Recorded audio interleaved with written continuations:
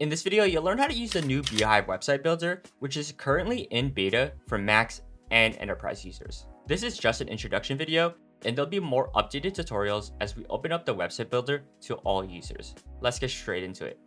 To get started, log into your Beehiiv account and click on Design and Website Beta.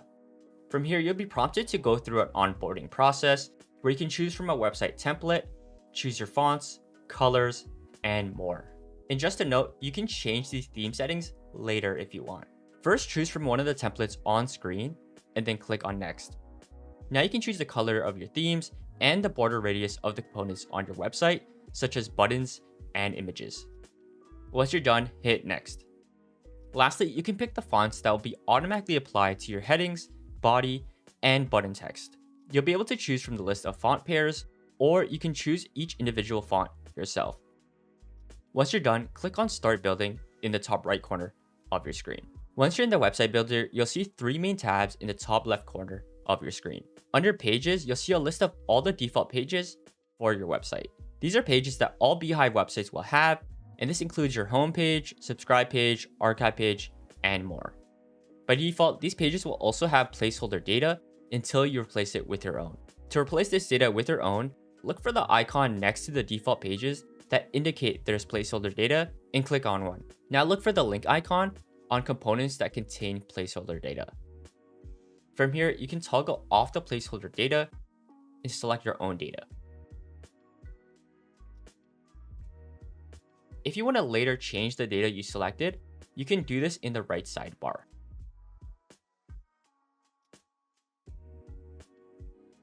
Lastly, if you want to hide specific pages from showing up on your published website, click on the three dots menu to the right of a page and click Disable.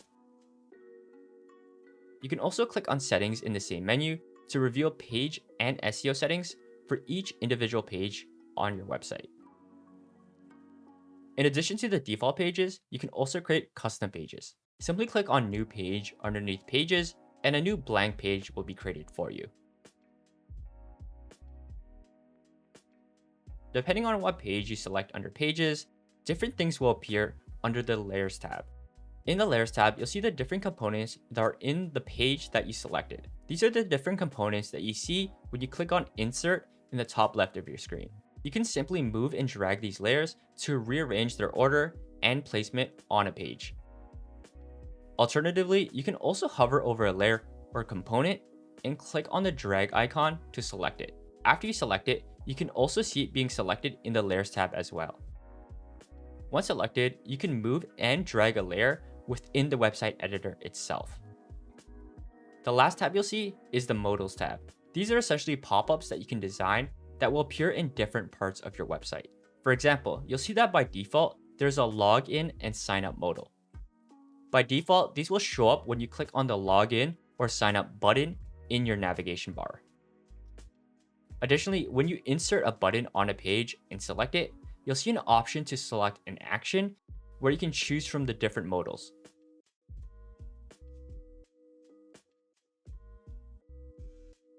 When you click on a modal under the Modals tab, you'll be redirected to a separate editor just for that modal.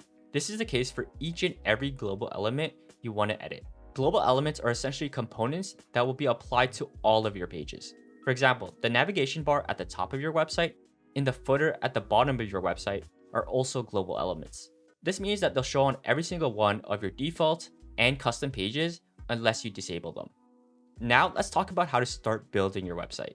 To insert new components onto a page, click on Insert to reveal the different options. From here, you can see that there are different components and different categories of components. Let's start with Layout. Layout components are meant to create the general structure of your website and are meant to be used in combination with other components. For example, a section is a large area of a web page that divides the content into clear, distinct parts. It helps structure a page by grouping relevant components together. Every section can have its own layout and style, and you can add containers or components like text and images inside it. For example, if you were creating a hero section, you would want to group all the components under one section. If you also wanted to create an FAQ section on the same page, you would probably want to create a new section that held those components together as well, instead of having all those components under one section.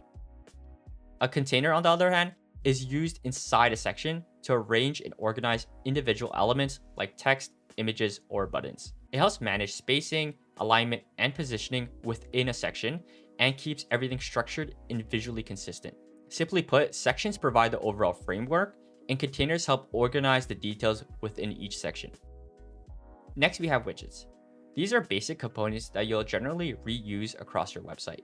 Things such as buttons, sign-up widgets, icons, and more. Many of these widgets also contain data, like pricing cards that contain data about your paid subscription tiers, or the recommendation widget, which contains data about your web boost and free recommendations.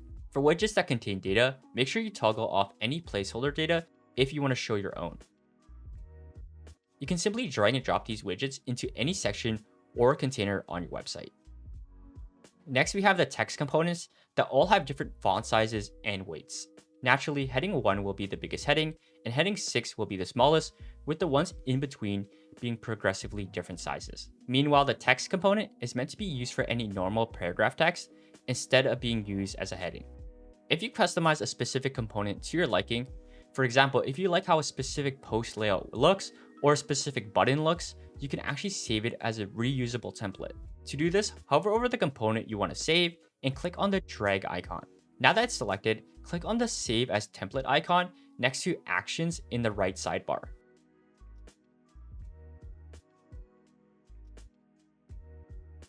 After creating a template, you can now insert that template by clicking on Insert and selecting Blocks under Templates in the left sidebar.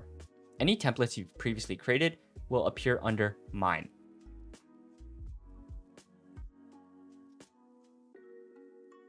Additionally, you can save an entire section of your website, or essentially a group of individual components, as a template to reuse later as well. The only difference is you would have to select a specific section in the Layers panel before clicking on the Save as Template action.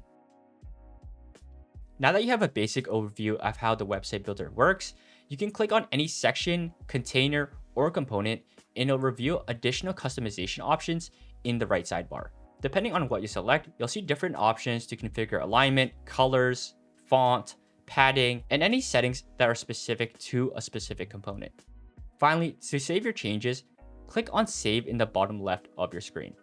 This will save the current draft of your website, but will not publish it to your live website.